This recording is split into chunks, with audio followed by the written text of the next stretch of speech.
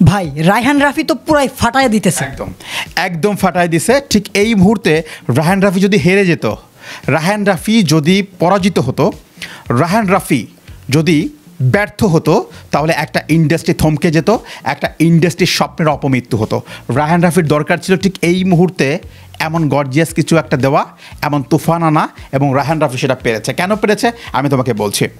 বাংলাদেশের ইতিহাসে, সিনেমার ইতিহাসে বাণিজ্যিক ধারা সিনেমা ছাড়া কখনো আর্ট ফিল্ম একটা সিনেমা ইন্ডাস্ট্রিকে বাঁচায় রাখতে পারে না। আর্ট ফিল্মের ধারা কখনো হল বাঁচে না, আর্ট ফিল্মের ধারা কখনো ইন্ডাস্ট্রি গ্রো করে না। সেই ক্ষেত্রটা রায়হান রাফি আবারও প্রমাণ করে দিল। রায়হান রাফি অনেক কিছু প্রমাণ করছে। তরুণের হাতে যদি আপনি দিয়ে দেন ইন্ডাস্ট্রি, ওরা ওদের মতো করে নিবে। বর্তমান যুগে ছেলেপেলেরা চায় কি, দর্শক চায় কি, রায়হান রাফি বুঝছে।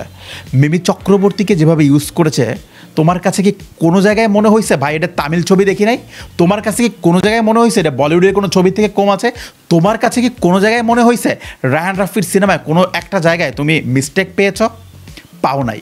কারণ রায়হান রাফি নিজেও তরুণ, কাজ করছে এক জায়গায় তরুণ নিয়ে। রায়হান রাফি এই সিনেমাটা শুটিং একমাত্র কলকাতায় শেষ করে ফেলছে।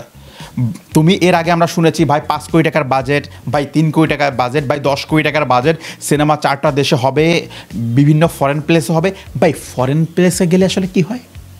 কি হয়? তামিল সিনেমায় ফরেন প্লেসেও গান আছে, কিন্তু ম্যাক্সিমাম গান তারা স্টুডিওতে করে, এবং ম্যাক্সিমাম গান হচ্ছে হিট। ওই যে আমি মার্কারেড্ডি একটা গান শুনি না মহেশ বাবুর, ওইটা কি কোনো দেশে গিয়ে করছে? ওরা ওদের স্টুডিওতে করছে। আল্লু অর্জুনের যে কয়টা হিট গান হয়েছে এরা স্টুডিওতে করে নাই? ওরা কি দেশের বাইরে গেছে? প্রবাসের প্রত্যেকটা গান কি স্টুডিওতে না? ওরা কি দেশের বাইরে গেছে? রায়হান রাফি প্রমাণ করছে। ভাই রায়হান রাফি হাইরে গেলে আমরা হাইরে যাইতাম। তবে রায়হান রাফির এই সাকসেসে মিমি চক্রবর্তী একটা নতুন অধ্যায় পাইলো। আচ্ছা তোমার কাছে কি মনে হয়েছে 2012 সালে যে মিমিকে দেখছো, 2024 সালে এসে আরও গর্জিয়াস মিমিকে দেখছো? এই 12 বছর আগের মিমি মানে মনে হয়েছে না টাইম ম্যাশিং? এটা মানে এখন মনে হয় যে ওই 12 বছর আগে যে মিমি চক্রবর্তীকে দেখেছিলাম, সেই মিমি চক্রবর্তী আরও দুর্বল ক্যারেক্টার ছিল, সেই মিমি চক্রবর্তীর বয়সটা আরও বেশি ছিল। বাট এখন যেটা মনে হচ্ছে এই মিমি চক্রবর্তীর বয়স কম, এই মিমি চক্রবর্তী রিয়েল মিমি চক্রবর্তী। এবং শাকিব খান যেটা করলো কলকাতার ইতিহাসে, এটা নিয়ে গবেষণা হচ্ছে ভাই। তুফান এবং শাকিব খানকে নিয়ে গবেষণা হচ্ছে। মিমি চক্রবর্তীর ক্যারিয়ারের সবচেয়ে বেস্ট সিনেমা হবে হচ্ছে তুফান। তুফান সিনেমাটার ট্রেলার ইতিমধ্যে তৈরি হয়েছে। যারা সিনেমাতে ট্রেলার দেখছে তাদের কিছু কিছু তথ্য অনুযায়ী আমি বলি, তাদের সাথে আমার কথা হয়েছে যে ভাই কী বানাইছে আরিয়ান, কী বানাইছে এটা আপনি চিন্তা করতে পারবেন না। ট্রেলারে কী পরিমাণ মানে ভাইব হয়েছে, ট্রেলার দেখার পরে মানুষ নড়ে চড়ে বলবে ভাই এটা আমি কী দেখছি।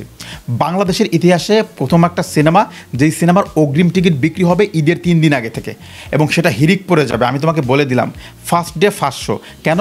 কারণ মানুষের ইচ্ছা যে ভাই আমি কার কাছ থেকে গল্প শোনার পরে এটা দেখবো না, আমি দেখবো, আমি গল্প বলবো, তুই আফরান শুনবি। এই যে কনফিডেন্ট লেভেলটা, এই যে একটা ইচ্ছাশক্তি, এই কারণে 3 দিন আগের থেকে হল বুকিং শুরু হবে। হাই রেন্টালের প্রত্যেকটা রেকর্ডকে ভেঙে চুরে তুরমার করে দিবে। এই হচ্ছে তুফান। রায়হান রাফি বাংলাদেশের ঠিক এই মুহূর্তে এটলি কুমার, রায়হান রাফি বাংলাদেশের প্রশান্ত নীল, রায়হান রাফি ঠিক এই মুহূর্তে আমাদের স্বপ্ন, আমাদের সম্ভাবনা। ব্যক্তিগতভাবে রায়হান রাফির সাথে দূরত্ব আমার অনেক, আমার সাথে ব্যক্তিগতভাবে ওই ভালো সম্পর্ক না, একটা কারণ আছে।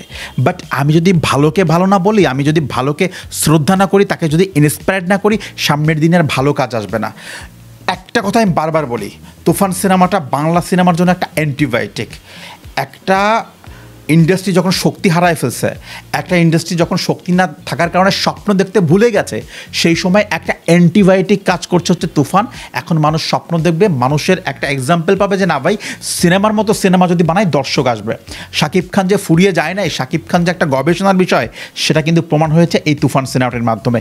শাকিব খানের বিপরীতে যে বাংলা সিনেমার নায়িকারা ব্যর্থ, এবং সেটা কিন্তু মিমি চক্রবর্তী হারে হারে বোঝাই দিছে। মিমি চক্রবর্তীকে যেভাবে বাংলা সিনেমার মানুষ দর্শকরা নিয়েছে, গত 12 বছরের মধ্যে শাকিব খানের বিপরীতে কয়টা নায়িকাকে এইভাবে নিছে বাংলাদেশে? আমাকে বলো, গত 12 বছরের মধ্যে শাকিব খানের সাথে তো অনেক নায়িকা কাজ করেছে। বাংলার কয়টা নায়িকা মিমি চক্রবর্তীর মতো এরকম হাইপ জোগাইতে পারছে, এরকম করে মানে দর্শকদের মন জয় করতে পারছে? দর্শক দেখার পরে বলছে wow, what a figure Mimi Chakraborty, what a Glamour, what a look. এটা হইছে? বাংলাদেশের নায়িকারা যে ব্যর্থ, মিমি চক্রবর্তী সেটা প্রমাণ করে। আমরা বারবার বলে আসছিলাম সাকিবের যোগ্য নায়িকা বাংলায় ক্রিয়েট হচ্ছে না, সাকিবের যোগ্য নায়িকা বাংলায় নাই।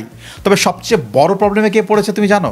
ঠিক এই মুহূর্তে, এটা নিয়ে আমি আলাদা একটা বাইট করবো, বাট শুধু তোমাকে বলছি পরবর্তী বাইটটা আপনারা দেখবেন নরাল এক্সপ্রেসে, অনন্য মামুন। কারণ অনন্য মামুনের প্রজেক্টের পরিসরটা কিন্তু আরও বড়। সেটা হচ্ছে যে ওইটা কিন্তু প্যান ইন্ডিয়ান সিনেমা।